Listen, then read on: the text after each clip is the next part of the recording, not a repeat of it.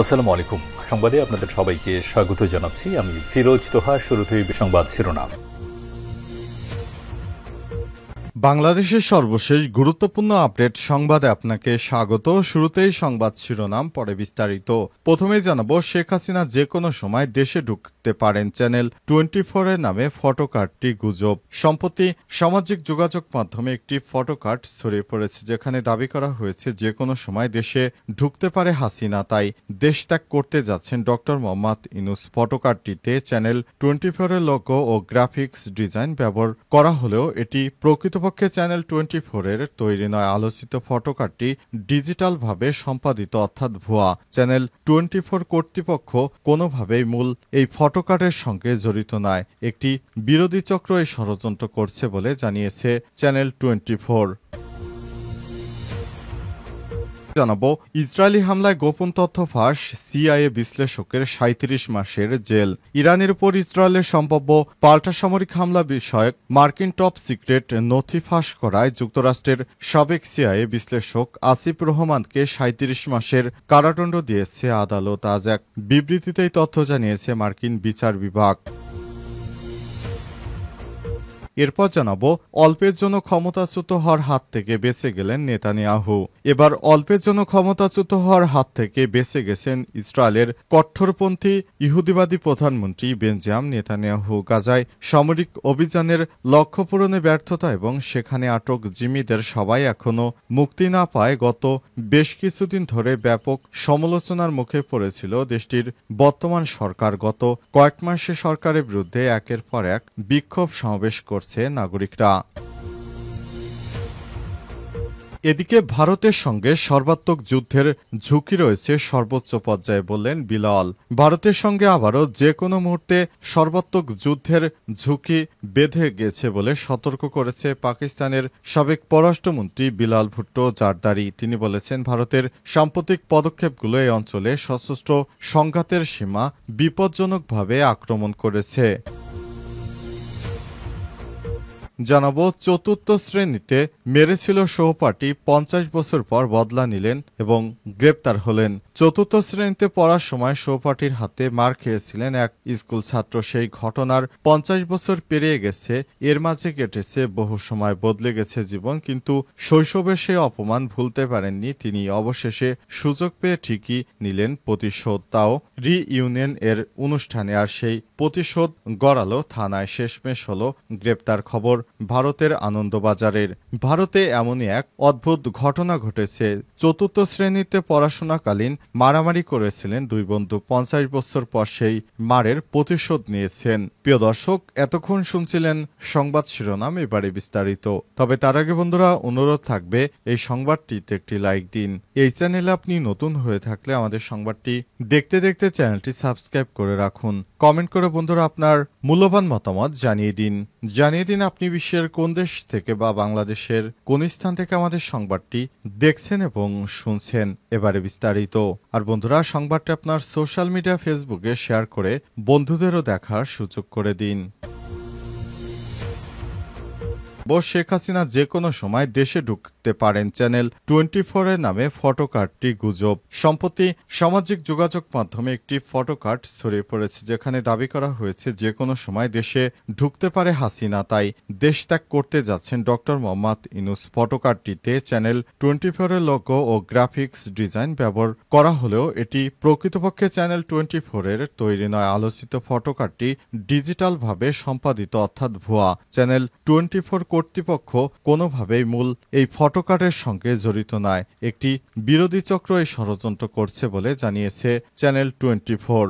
শেখ হাসিনা পালিয়ে যাওয়ার পর ডক্টর মোহাম্মদ ইউনূস বাংলাদেশের দায়িত্ব গ্রহণ করেছে। আর ডক্টর মোহাম্মদ ইউনূস দায়িত্ব গ্রহণের পর থেকে বাংলাদেশে একটি গুজব পার্টি ব্যাপক আকারে বাংলাদেশের বিরুদ্ধে গুজব ছড়িয়ে দেশের ভাবমূর্তি নষ্ট করতে চায়। তাই দেশে বিদেশে বসে অনেক ষড়যন্ত্রকারী এখনো বাংলাদেশের বিরুদ্ধে ষড়যন্ত্র করে যাচ্ছে।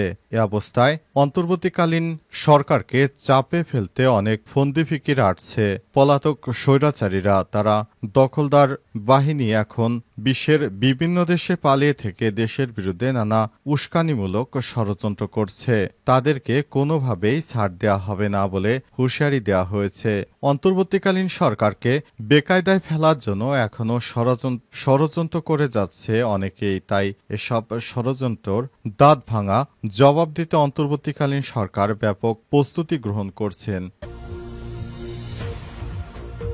ইসরায়েলি হামলার গোপন তথ্য ফাঁস, সিআইএ বিশ্লেষকের ৩৭ মাসের জেল। ইরানের উপর ইসরায়েলের সম্ভাব্য পাল্টা সামরিক হামলার বিষয়ক মার্কিন টপ সিক্রেট নথি ফাঁস করায় যুক্তরাষ্ট্রের সাবেক সিআইএ বিশ্লেষক আসিফ রহমানকে ৩৭ মাসের কারাদণ্ড দিয়েছে আদালত। আজ এক বিবৃতিতে তথ্য জানিয়েছে মার্কিন বিচার বিভাগ। ৩৪ বছর বয়সে আসিফ রহমান ২০১৬ সাল থেকে সেন্ট্রাল ইন্টেলিজেন্স এজেন্সি বা সিআইএতে কাজ করেছিলেন এবং তার ছিল টপ সিক্রেট নিরাপত্তা ছাড়পত্র। এফবিআই গত নভেম্বর মাসে তাকে কম্বোডিয়ায় গ্রেপ্তার করে চলতি বছরের জানুয়ারিতে ভার্জিনিয়ার একটি ফেডারেল আদালতে আসিফ রহমান জাতীয় নিরাপত্তা সংক্রান্ত তথ্য ইচ্ছাকৃতভাবে নিচের কাছে রাখা এবং অন্যদের কাছে পাঠানোর ২ অভিযোগে দোষ স্বীকার করে।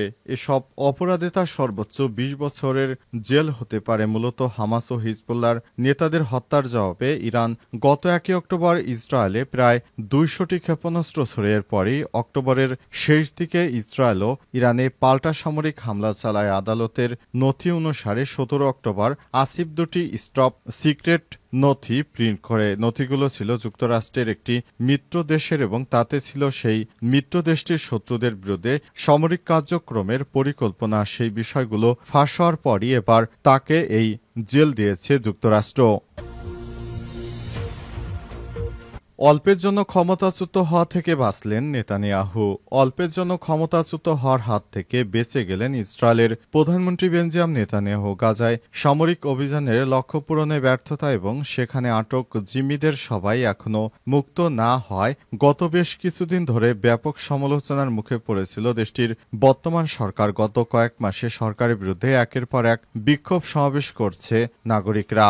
এই পরিস্থিতিতে আগাম নির্বাচনী দাবিতে তৎপরতা শুরু করেছে ইসরায়েল বিরোধী দলগুলো। এই সংক্রান্ত একটি বিল দেশটির পার্লামেন্ট নেসেটে উপস্থাপন করা হয়। আজ বিলটির উপর ভোটাভুটি হলে তা বাতিল হয়ে গেছে। বুধবারের পর পক্ষে বিপক্ষে এমপিদের ভোটের আহ্বান করে নেসেটে উপস্থাপন করা হয় সেই বিল। ১২০ আসন বিশিষ্ট নেসেটে বিলটি উপস্থাপন করা হয়েছে। তারপর সেখানে ইসরায়েলের প্রধানমন্ত্রী বেঞ্জামিন নেতানিয়াহু অল্পের জন্য তার বিপক্ষে বেশ ভোট পড়েছিল, তবে অল্পের জন্য তিনি সর্বশেষ রক্ষা পেয়েছেন। এ অবস্থায় ইসরায়েলের দখলদার প্রধানমন্ত্রী নেতানিয়াহু তার বিরুদ্ধে যে অনাস্থা ভোটের কার্যক্রম চলছিল সেটি অল্পের জন্য তিনি রক্ষা পেয়ে গেলেন। এই যাত্রায় তিনি মনে করেছিলেন তিনি হয়তো এবার আর ক্ষমতায় থাকতে পারবেন না, তবে তার প্রতি হয়তো কিছু মানুষের আশীর্বাদ থাকার কারণে তিনি এই যাত্রায় বেঁচে গেছেন। কারণ ইসরায়েল জুড়ে যে ধরনের বিক্ষোভ সমাবেশ শুরু হয়েছে তাতে করে নেতানিয়াহুর আর